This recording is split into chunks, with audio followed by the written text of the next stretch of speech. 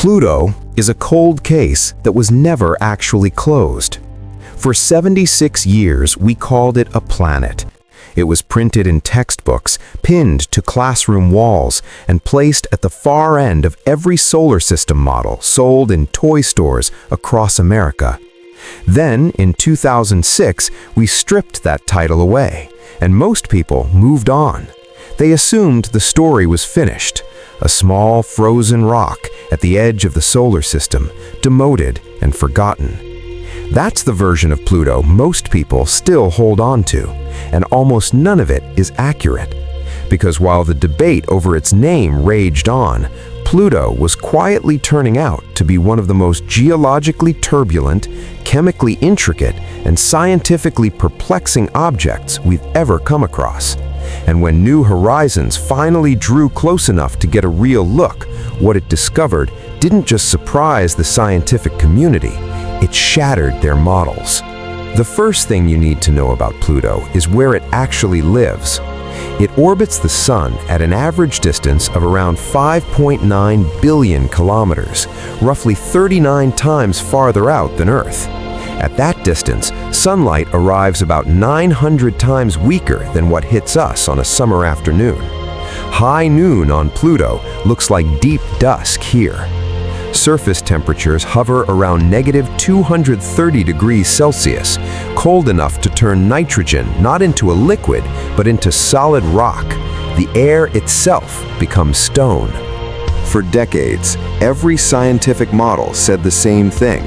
At that temperature, that distance, and with a body that small, just 2,377 kilometers across, smaller than Earth's own moon, Pluto should be geologically dead.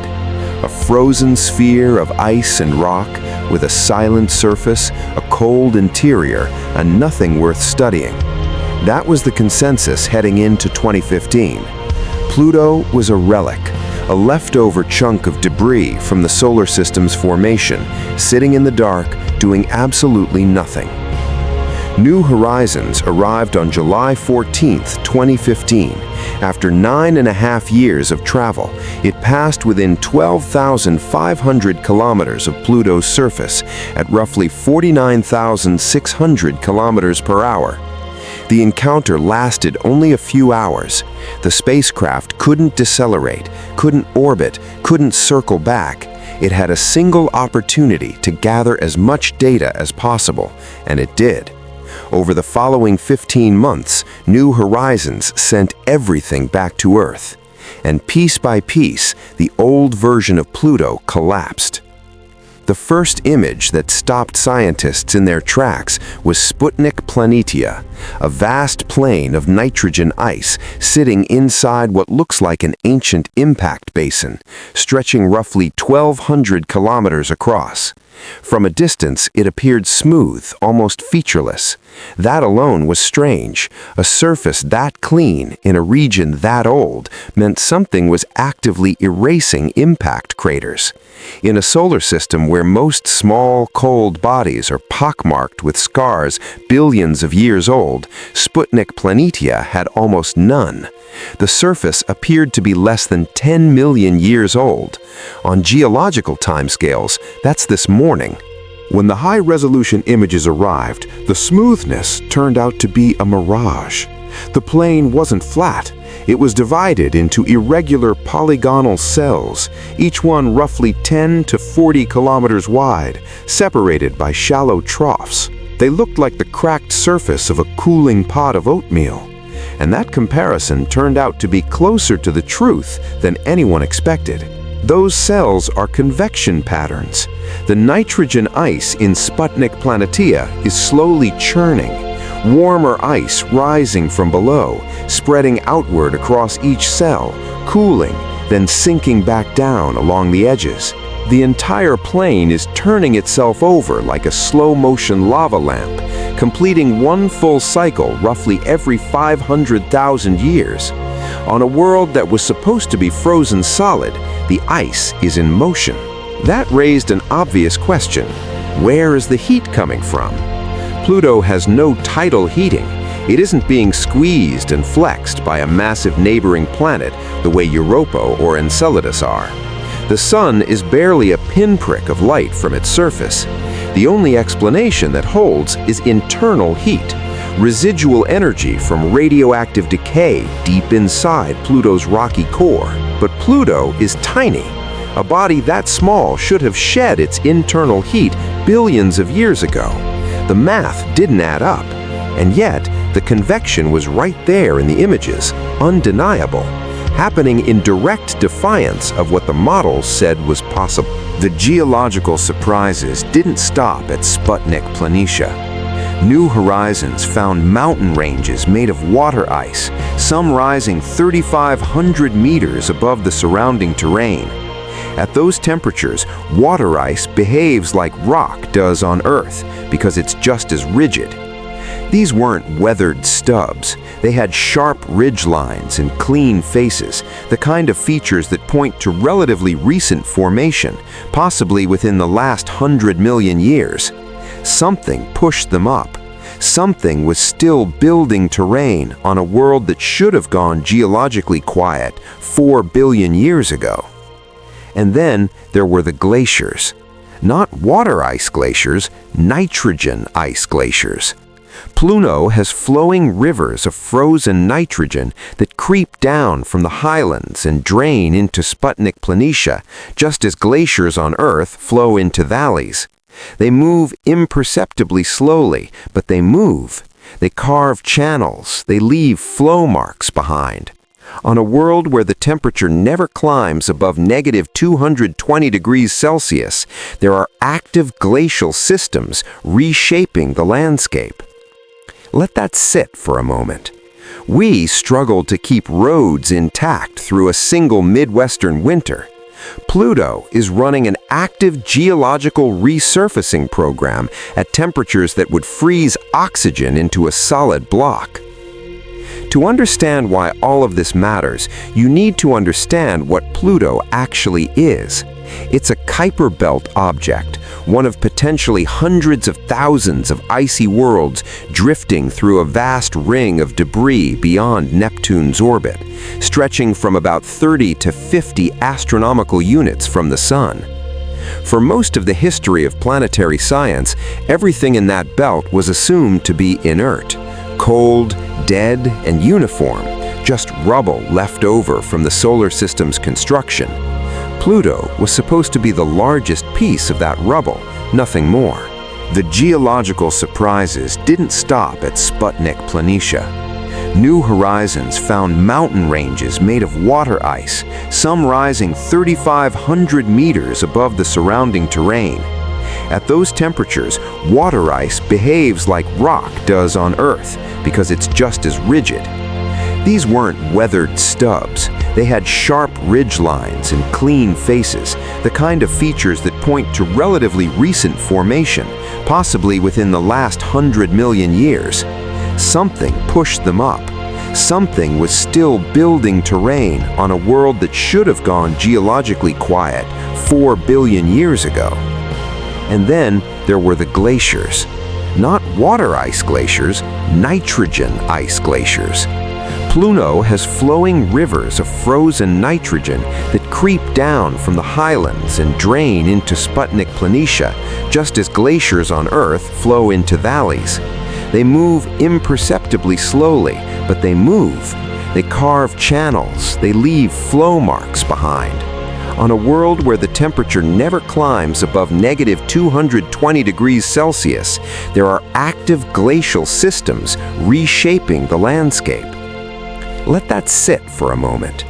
We struggled to keep roads intact through a single Midwestern winter.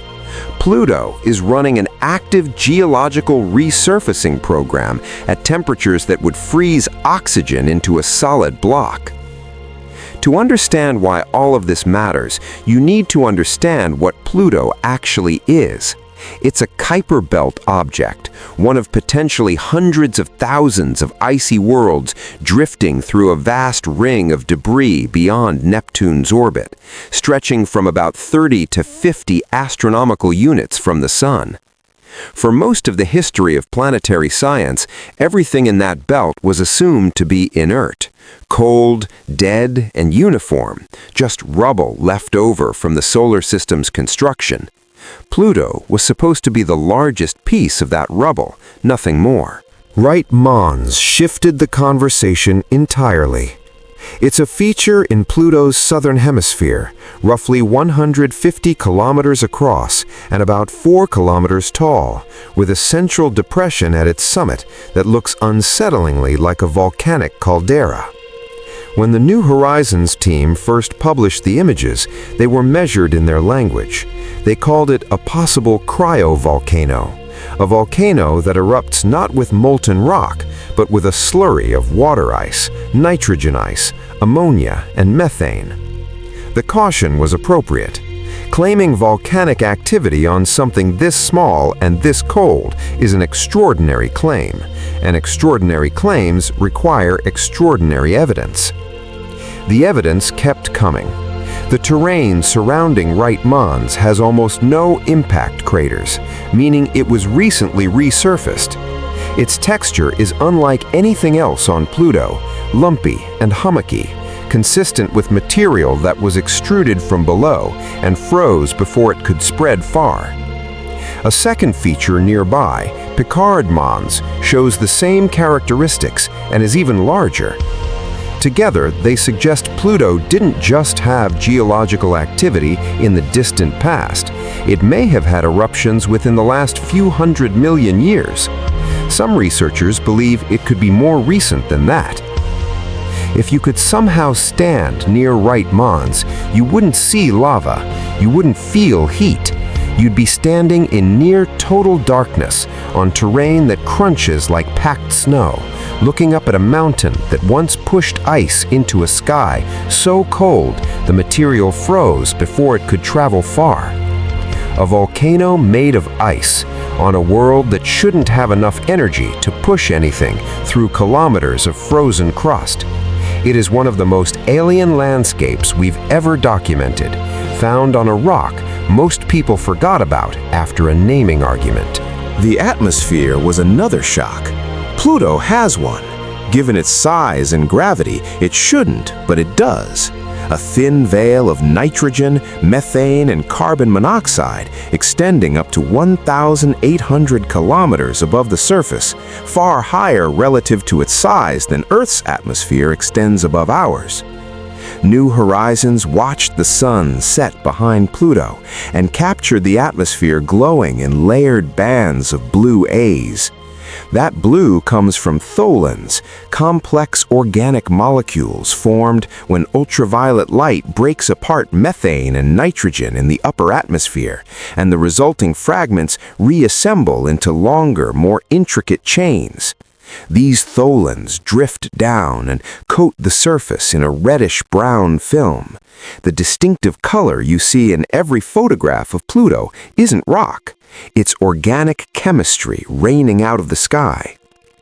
The atmosphere itself is unstable in a way that makes it fascinating. As Pluto moves along its 248-year orbit, its distance from the Sun shifts considerably because the orbit is highly elliptical. When Pluto is closer in, surface nitrogen ice sublimates, jumping directly from solid to gas, and the atmosphere thickens. When it moves farther out, the atmosphere begins to freeze and collapse back onto the surface. Pluto is essentially breathing, inhaling its atmosphere and exhaling it on a cycle that takes nearly 2.5 centuries to complete. Scientists had anticipated this cycle. What they hadn't anticipated was how complex the process turns out to be.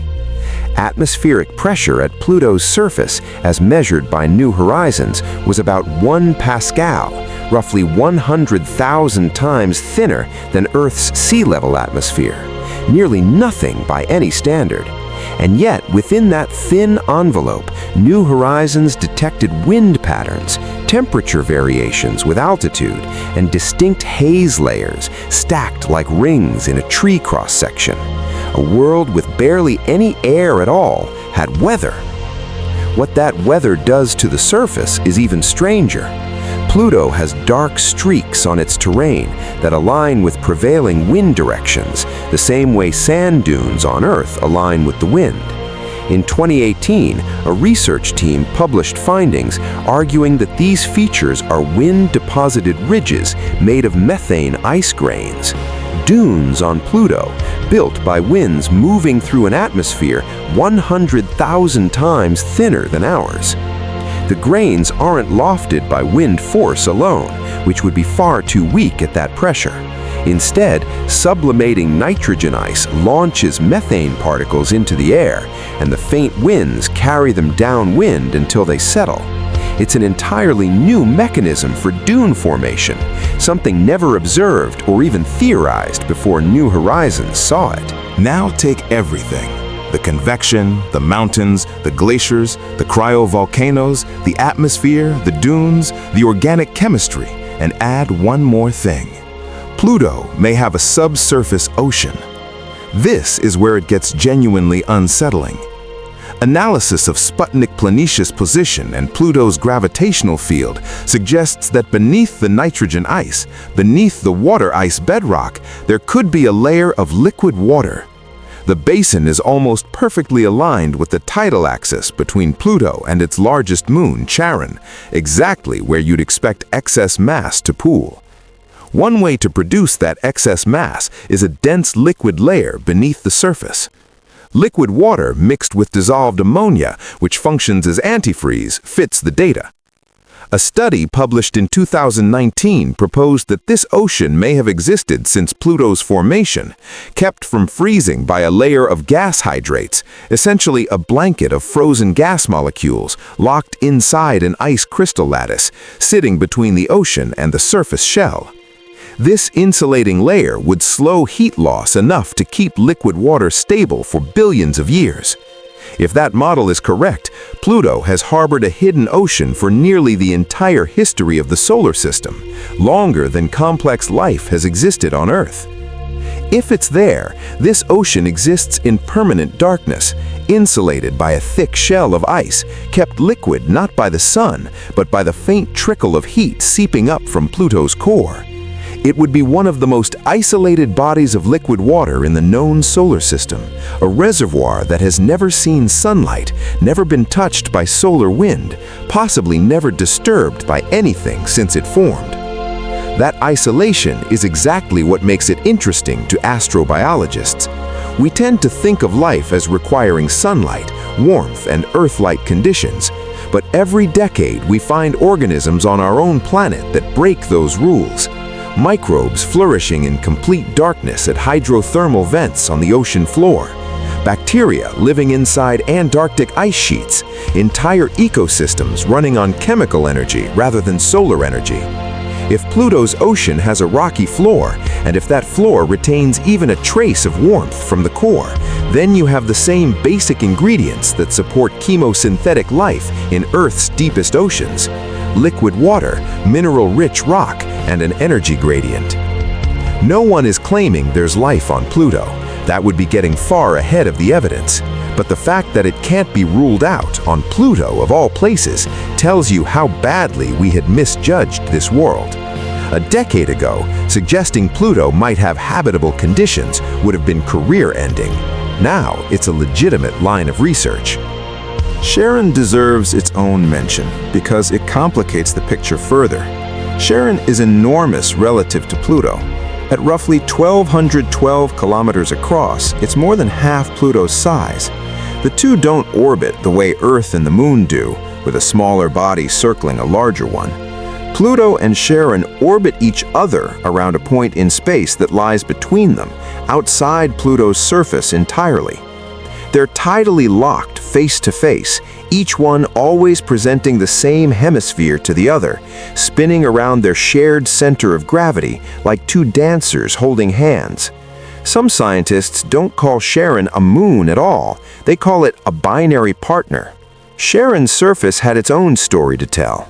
New Horizons found a massive canyon system stretching across its equator, with some chasms running more than 5 times deeper than the Grand Canyon. Its north pole was covered in a dark reddish cap that scientists have informally named Mordor macula. The leading explanation is that methane escaping from Pluto's atmosphere drifts over to Charon, gets trapped at the cold pole, and is then processed by ultraviolet light into the same tholins coating Pluto. Pluto is essentially painting its companion moon with its own atmosphere. The system also includes 4 smaller moons, Nix, Hydra, Kerberos, and Styx, all of them small, irregular, and tumbling in chaotic, unpredictable rotations because the gravitational field of the Pluto-Charon binary is itself complex and constantly shifting.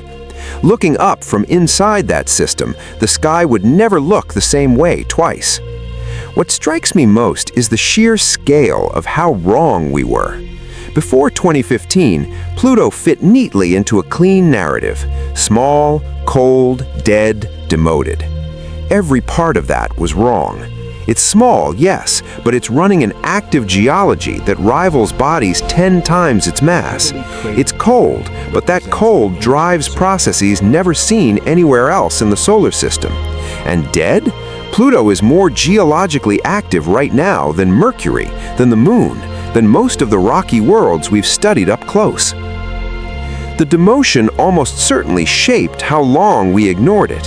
When the International Astronomical Union voted in 2006 to reclassify Pluto as a dwarf planet, public attention drifted away. Funding conversations turned toward Mars, Europa, and Titan. Pluto became a punchline, the planet that wasn't.